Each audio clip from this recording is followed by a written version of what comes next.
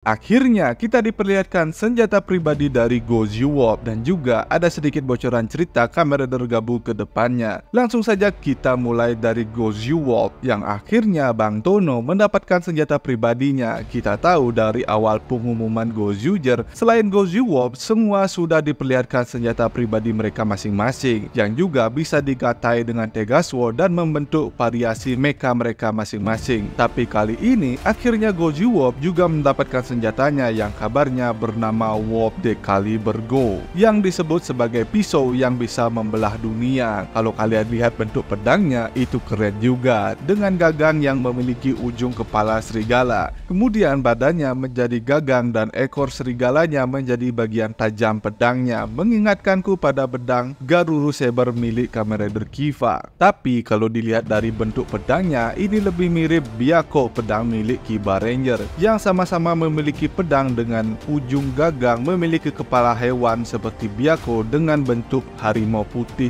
pada bagian ujung gagangnya yang juga bisa berbicara. Jadi ada lumayan banyak referensi Kiba Ranger pada Gozyuger yang sebelumnya seragam saat mereka menggunakan mecha juga menyerupai armor Kiba Ranger. Balik lagi ke Wolf de Caliber Go, ini kabarnya memiliki kemampuan yang luar biasa, yaitu bisa menebas ruang atau dimensi dan menciptakan lubang hitam atau black hole untuk menyedot dan menghancurkan musuhnya. Tidak heran juga karena Gozyuger juga identik dengan portal seperti lingkaran pada dadanya yang juga bisa menjadi portal untuk memanggil senjata. Bahkan Gozyu Unicorn sebelumnya bisa mengirim orang melalui portal yang ada di dadanya. Kita tunggu saja akan se-OP apa pedang milik Bang Tono ini, yang kemungkinan juga seperti rumor nantinya pedang ini juga bisa digabungkan dengan Tegasword sama seperti senjata pribadi member lainnya dan mungkin akan menunjukkan bentuk sesungguhnya dari Tegasword Red. Jadi kita tunggu saja bagaimana nanti Tono mendapatkan pedang ini, semoga dieksekusi dengan serius. Selain itu pada series Gozyuger nanti akan ada karakter baru yang menyebutkan dirinya sebagai arkeolog Sentai yang kemungkinan dia adalah Kuwon karena dia satu-satunya karakter yang ada dalam preskon pengumuman cast tapi belum muncul sama sekali di seriesnya. Sebagai arkeolog mungkin dia akan meneliti tentang sejarah Super Sentai yang sudah hancur dan bisa menjelaskan lebih detail tentang sejarah Super Sentai dan apa kaitannya dengan dunia Noan dan dunia Gozyuger ini, terutama kejadian detail tentang Universe War. Buat yang nanya update tentang Gozyu Polar dan karakter rival dari para Gozyuger saat video ini dibuat, belum ada info tambahan lagi. Jadi kita berpindah ke Kamen Rider Gabu. Di sini kita diperlihatkan bentuk Kamen Rider Valiant Rape Custom. Pastinya kita sudah tahu bagaimana bentuk dari form yang akan debut hari Minggu yang akan datang. Tapi yang menarik di sini tertulis, ingat ini berdasarkan translate dari Google ya, jadi jangan berharap terlalu banyak. Jadi di sini tertulis cerita Kamen Rider Gabu pada bulan April nanti akan berfokus pada hubungan antara Lakia dan entah siapa di sini. Ini tulisannya kurang jelas, tapi di sini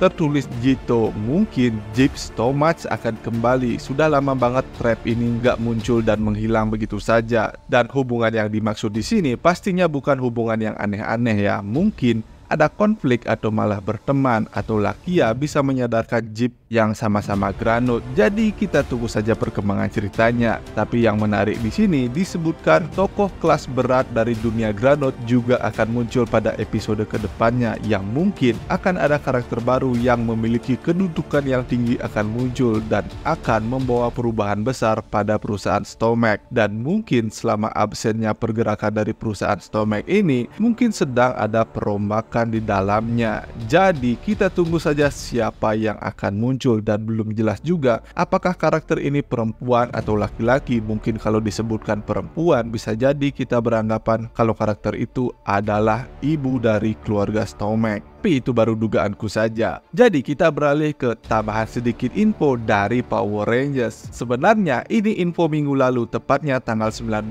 ada sebuah berita dari The Wrap kalau ada pembicaraan antara Jonathan A. Steinberg dan Dan Sword. Mereka akan membuat live action series Power Rangers yang akan tayang di Disney Plus, tapi statusnya masih dalam proses pembicaraan. Kita belum tahu apakah Power Rangers yang baru akan kembali menggunakan footage dari Super Sentai Sentai dan Super Sentai mana yang akan mereka gunakan, atau mereka akan menggunakan footage original mereka dengan desain karakter original mereka. Karena sebelumnya juga ada isu kerjasama pihak Hasbro yang saat ini memiliki lisensi Power Rangers. Sempat ada berita mereka akan kerjasama dengan Netflix untuk meribut Power Rangers dan akan tayang di Netflix, tapi akhirnya hal itu dibatalkan. Dan kini dengan adanya berita akan tayang di Disney Plus, mungkin akan mengembalikan nuansa Power Rangers era Disney, karena dulu Power Rangers juga sempat dipegang oleh Disney. Kita tunggu saja update-nya. Kalian juga bisa tambahkan dan koreksi jika aku ada kesalahan, karena jujur aku udah nggak begitu mengikuti berita tentang Power Rangers. Jadi selanjutnya kita beralih ke berita anime yang ada kaitannya dengan Kamen Rider, yaitu Tojima Tanzaburo wa Kamen Rider ni Naritae, atau kalau judulnya kita artikan dalam bahasa Indonesia yang berarti Tojima Tanzaburo ingin menjadi Kamen Rider, yang 3 hari yang lalu baru menunjukkan trailer terbarunya. Anime yang diangkat dari manga yang menceritakan seorang pria berusia 40